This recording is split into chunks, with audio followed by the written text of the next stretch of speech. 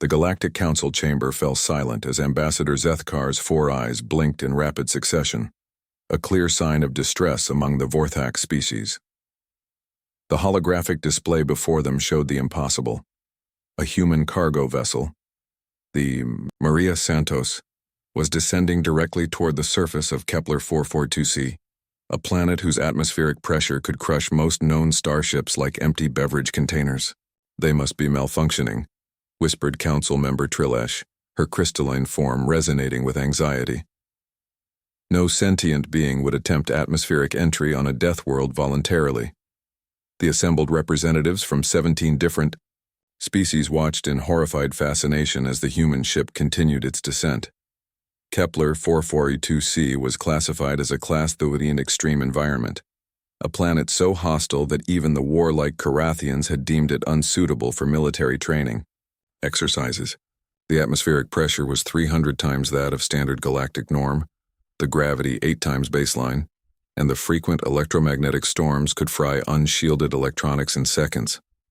Should we attempt to warn them?" asked the Etherian delegate, his gaseous form flickering with concern. Ambassador Zethkar was already reaching for the emergency communication array when a calm human voice crackled through the speakers. "Galactic Control, this is Captain Elena Rodriguez of the cargo vessel Maria Santos. We're beginning our scheduled delivery run to mining station Omega-7 on Kepler 442c. Please clear the descent corridor." The chamber erupted in clicking, chittering, and harmonizing sounds of confusion. Zethkar's translator struggled to keep up with the cacophony before he restored order with a sharp bang of his ceremonial staff. "Captain Rodriguez," Zethkar spoke into the communication array, his voice trembling slightly. "Our records indicate Kepler 442c is uninhabitable. There are no registered colonies or mining operations on that world." A light chuckle came through the speakers.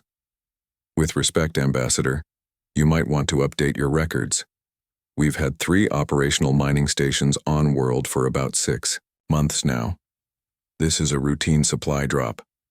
The Etherian delegate's form brightened with realization. "The humans? They're actually living down there?" Captain Rodriguez's voice remained cheerfully matter-of-fact. "Living, working, mining rare, earth elements, the whole 9 yards. Actually, it's not too bad once you get used to it. Reminds me of my hometown of Denver back on Earth, except with more sulfuric acid rain and the occasional lava flow." Council Member Trilash resonated a frequency that roughly translated to confused terror. "How is this possible? Our atmospheric scientists calculated that any standard humanoid would be instantly crushed by the pressure differential." "Oh, that," Rodriguez laughed. "Yeah, it took some getting used to. We modified our atmospheric suits and reinforced our habitat domes. The mining crews actually prefer the high-pressure environment now, says it makes them feel stronger when they come back up to standard atmosphere for shore leave." The display showed the Maria Santos entering the upper atmosphere of Kepler 442c.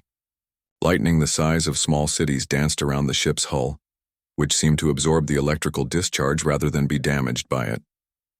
"Captain," Zethkar interjected, his 4 eyes now blinking so rapidly they appeared to strobe, "our instruments show electromagnetic activity that should be disrupting all your ship's systems." "The lightning? Oh yeah, that's actually pretty cool. Our engineer figured out how to use it to supplement our power grid. Free electricity from Mother Nature herself. Though I'll admit, it was touch and go the first few times until we got the shielding right." As they watched, the cargo ship disappeared into the roiling clouds of the planet's lower atmosphere.